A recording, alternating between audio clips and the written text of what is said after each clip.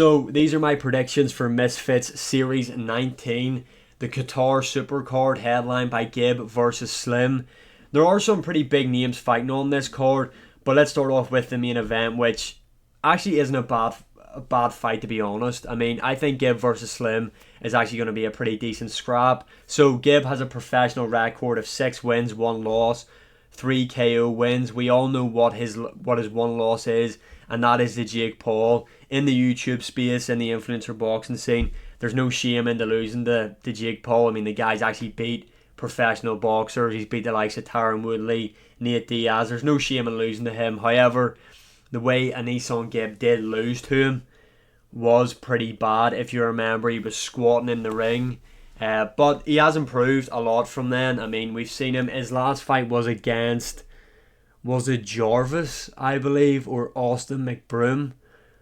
One of those two guys anyway. And he actually showed that he's really improved from the Jake Paul fight. I mean, Anisan Gibb's style is constant forward pressure, being aggressive. And it's not that he carries one punch knockout power, but it's just an accumulation of his strikes over time. Seems to put his opponents down and wear them out. Over on the other side, you've got Slim. He is undefeated. Currently got 7 wins, 0 losses. I think he's got, is it 5? Let me double check. 4 or 5. 5 wins by KO. Say what you want about your man Slim. Is he annoying? Extremely. But the guy can punch. Genuinely, this guy is very heavy-handed. Now, in his last fight, which I believe was the KSI Tommy Fury card, that was against Sol Papi, who's also on this card. I'm pretty sure Sol Papi was a favourite for that matchup, and Slim stopped him in there. Now, it wasn't just all smooth sailing. Sol Papi was having success in there against Slim, if I remember correctly. But Slim just found the button and shut out the lights of Sol Papi. Look, I'm going to be honest. I expect someone to get finished in this matchup. I think it's 8 rounds, which is good to see. I don't know if it's 8-2s or 8-3s. I'm going to say it's 8-3s.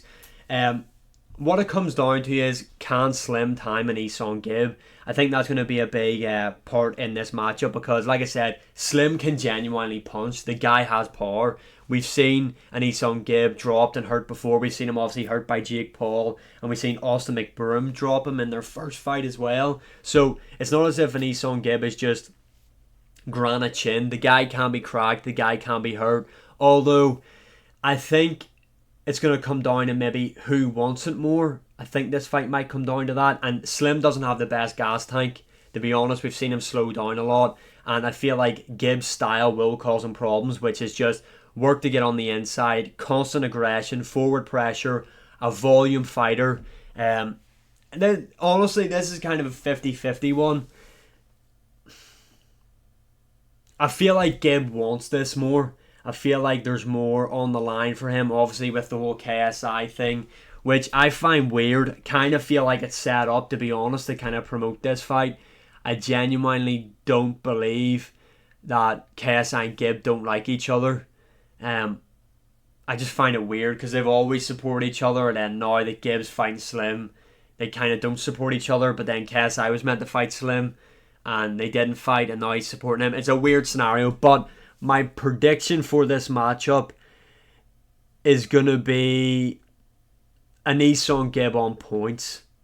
Yeah, that's what I'm going to go for. I think Gibb is he just wants it more. That in my opinion, is what it's going to come down to. Who wants this fight more? Anisan Gibb is going to want it more. He feels like he's got that chip on his shoulder. I feel like his constant aggression, his volume striking is going to wear down Slim, but don't underestimate Slim. I feel like, and we've seen him time Sol Papi when he came in, if Slim is able to time him, plus he's a lot taller than Anisan Gibb is, and I'm sure he's got a much bigger reach.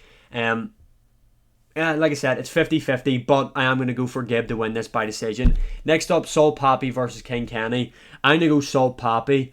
I don't think King Kenny's good. That's just as simple as that. Sol Papi can actually box. Obviously, he did get beat by Slim, but he just got caught with a good shot and never really recovered, and the referee stepped in. I think Sol Papi is a better boxer than what King Kenny is, and I expect him just to beat him. Will he stop him? Probably not. I think he beats King Kenny by decision. Next up, we have got HS Tiki Talkie versus Messiah Warrior. I'm going to be brutally honest. Some people on this card, I have no idea who they are. Obviously, I know who EHS Tiki Toki is. I mean, his last fight, that guy just didn't want to be in there, let's be honest. I don't know much about this guy, but I'm going to go for EHS Tiki Toki to win.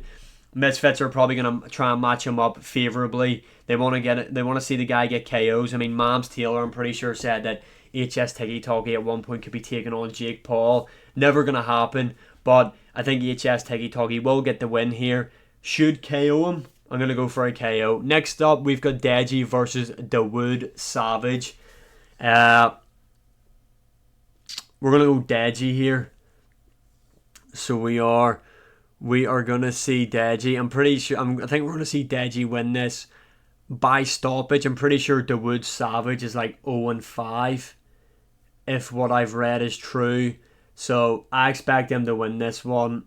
I don't think this is going to be a great matchup, to be honest. I'm going to go Deji stoppage, TKO. Next up, Jarvis versus Ben Williams. I think this fight's actually going to be pretty decent. I think there's going to be a decent enough scrap.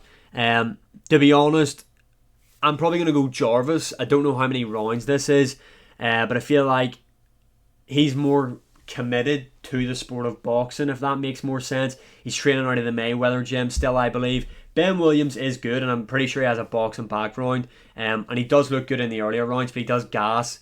I think Jarvis will be in there to the end. Late stoppage or decision win from Jarvis. Next up, Nick LMAO versus Warren Spencer. I thought Jay Swingler, the TGF guy, was meant to be fighting Nick LMAO, unless I've made that up. Anyway, we're going to go for Nick LMAO. The rest of the guys on this card, I don't really know too much about them. Lil Cray Cray, we'll go for him.